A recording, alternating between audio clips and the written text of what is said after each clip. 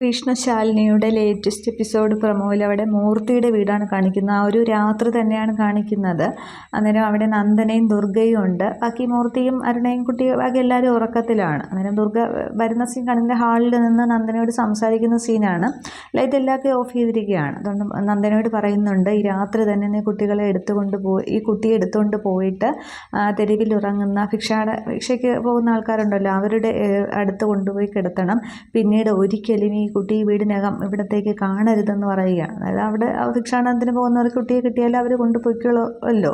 പിന്നീട് എന്തായാലും ഇവർക്ക് കിട്ടാനും പോകുന്നില്ല. അങ്ങനെ എടുത്ത് കൊണ്ടുപോയി അവരുടെ ഇടയിലേക്ക് കിടത്തണം എന്നാണ് ഇങ്ങനെ പറയുന്നത്. അതനുസരിച്ച് പക്ഷേ നന്ദനയ്ക്ക് ആവപ്പാടെ ഒരു വിഷമമൊക്കെ തോന്നുന്നുണ്ട്. പക്ഷേ ദുർഗയുടെ നിർബന്ധപ്രകാരം നന്ദനയും കൂടി മൂർത്തിയുടെ മുറിയിലേക്ക് വരികയാണ്. എന്നിട്ട് ദുർഗ തന്നെ ഈ മൂർത്തിയുടെയും പിന്നെ അരുണയുടെയും കൂടെ ഉറങ്ങുന്ന ഈ കുഞ്ഞിനെ അങ്ങ് എടുക്കുകയാണ് ചെയ്യുന്നത്. എടുത്തുകൊണ്ട് പുറത്തേക്ക് പോകുന്നുണ്ട്. ആ ഒരു സീൻ കാണിക്കുന്നുണ്ട്. അന്നേരം പക്ഷേ അത് കഴിഞ്ഞ ശേഷം മൂർത്തിയാണെങ്കിൽ ഉണരുന്നുണ്ട്. മൂർത്തി ഉണർന്നിങ്ങനെ വെളിയിലേക്ക് വാതിലിലേക്ക് നോക്കുന്ന സീനാണ്. അപ്പോൾ ഇവർ എടുത്തുകൊണ്ട് പോകുന്നത് കണ്ടു കാണുമോ ഇല്ലയോ എന്നുള്ളതാണ്.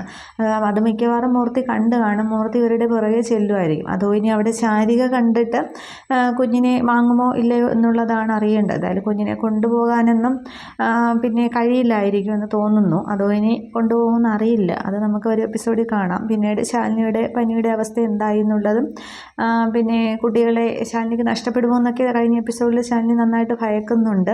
ആരുമില്ലല്ലോ, അപ്പോൾ ശിവൻ മാത്രമല്ലേ ഉള്ളൂ. അപ്പോൾ കുട്ടികളെ കൂടി ഇനി കേസൊക്കെ പറഞ്ഞ് കിട്ടുമോ, അവരെ കൊണ്ടുപോകുമെന്ന്. പക്ഷേ അങ്ങനെയൊന്നും സംഭവിക്കില്ല. അച്ഛൻ ജീവിച്ചിരിപ്പില്ലാത്ത സ്ഥിതിക്ക് അമ്മയ്ക്ക് തന്നെയാണ് ഈ കുട്ടികളുടെ അധികാരമൊക്കെ ഉള്ളത്. പിന്നീട് അച്ഛൻ്റെ വീട്ടുകാർക്കോ അമ്മയുടെ വീട്ടുകാർക്കോ ഒക്കെ അധികാരം വരത്തുള്ളൂ. അത് എന്താകും, കേസിൻ്റെ കാര്യങ്ങൾ എന്താണെന്നുള്ളതൊന്നും കാണിക്കുന്നില്ല. അതൊക്കെ വഴി അറിയാം. Okay, thank you.